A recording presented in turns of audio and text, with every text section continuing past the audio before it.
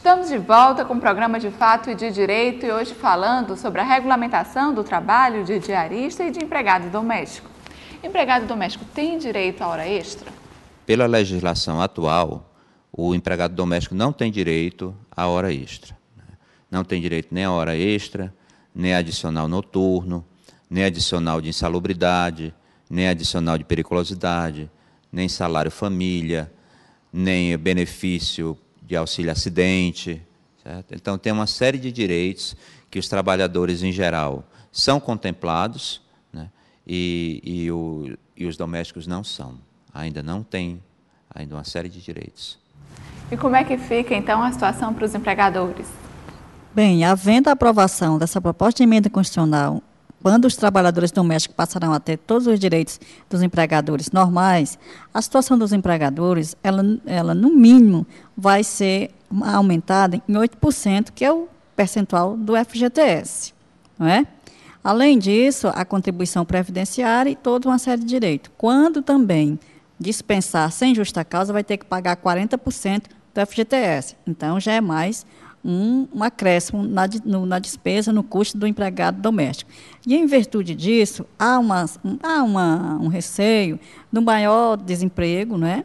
E também que passe a maior informalidade, porque, na realidade aqui do nosso país, muitas empregadas domésticas, se não a maioria, vivem na informalidade. E, com essa alteração, há o receio de que essa informalidade aumente. E, por conta disso, para que nem aumente o desemprego e nem a informalidade, já há no Congresso Nacional vários projetos tentando reduzir o custo para o empregador. Por exemplo, há um projeto que ele tenta reduzir de 12% a alíquota do empregador para 6%. Então, o empregador doméstico ele não recolheria mais 12%, no caso de carteira assinada, recolhendo previdência, não seria mais 12%, mas sim 6%. Há um outro projeto também para o caso do FGTS se tornar obrigatório, os 40% da multa do FGTS, que todo empregador é obrigado a depositar quando dispensa, seria opcional. Então, o recolhimento do FGTS seria obrigatório, mas os 40% da multa seria opcional. Já seria uma redução. Outra coisa, alguns empregadores, eles pagam plano de saúde para alguns empregados. Isso tem em certas residências. Então, seria o caso, nessa hipótese, de poder abater, deduzir no imposto de renda. Então, todos esses são projetos para tentar diminuir o custo e valer a pena essa legislação, tanto para beneficiar o empregado doméstico, mas não majorar demais o empregador. E, embora venha essa legislação, que vai ser muito benéfica, mas ela não, embora ela equipare aos empregados de todas as modalidades, mas há certos direitos que o empregado doméstico não pode ter de modo algum. Porque, por exemplo, como a família não tem fim lucrativo, direitos próprios de empregado, tais como participação no lucro, não tem, porque uma residência não tem lucro.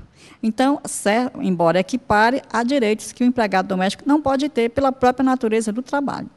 E hoje, trazendo assim um pouco para a realidade da Justiça do Trabalho, né? Quais são as situações mais recorrentes que envolvem empregador, empregado doméstico e até diaristas? Quais são realmente os conflitos mais recorrentes que chegam à Justiça do Trabalho? A questão da diarista, quando ela trabalha 2, 3 vezes numa residência e entra na justiça pleiteando o reconhecimento do vínculo, e o empregador diz que não, que ela era diarista. Então, o juiz vai analisar essa situação. Outra também, muito comum, é quando ela trabalha todos os dias, segunda a sexta ou segunda a sábado, e não tem CTPS assinada, não tem carteira assinada, não tem nada. E muitos empregadores, eles não pegam recibo. Isso é um problema, mas parece que é da cultura aqui do brasileiro não pegar recibo. Se o empregador ele pega o recibo, paga o salário mínimo, e tudo ele recolhe, tudo ele anota, ele não vai ter muitos problemas. Se ele pagar o 10º, se ele pagar férias, é só ele pegar o recibo. É um direito dele.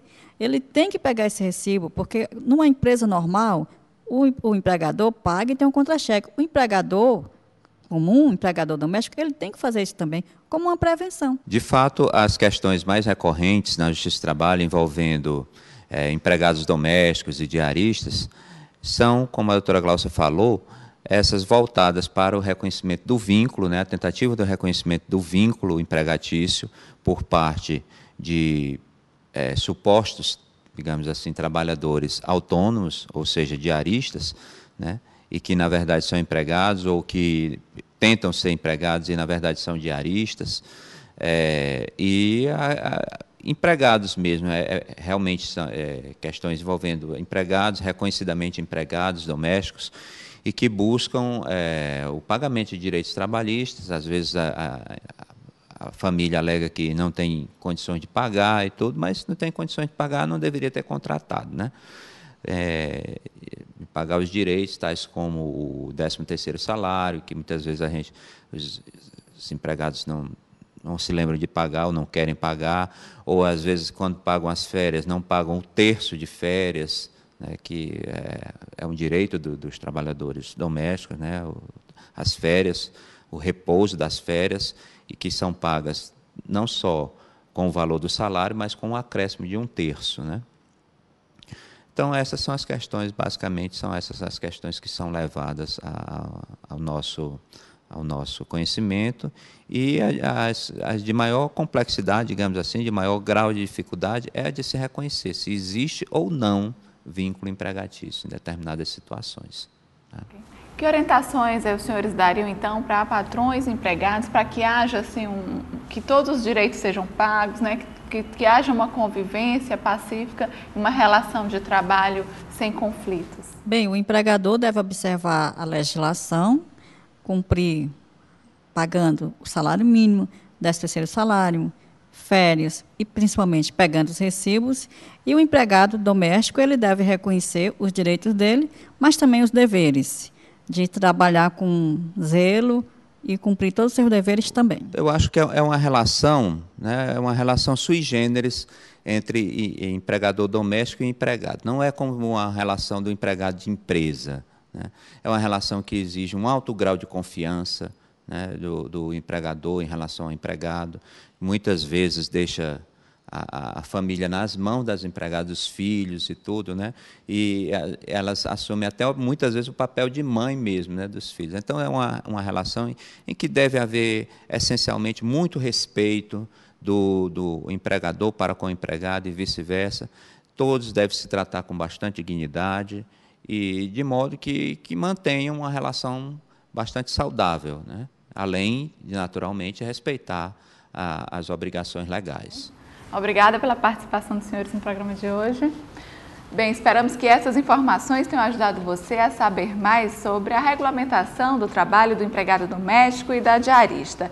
E você que deseja participar do programa De Fato e de Direito, mande suas dúvidas e sugestões sobre relações de trabalho, direitos e deveres de patrão e empregado para o e-mail defatodedireito@trt7.jus.br ou para o telefone 85 3388 9426.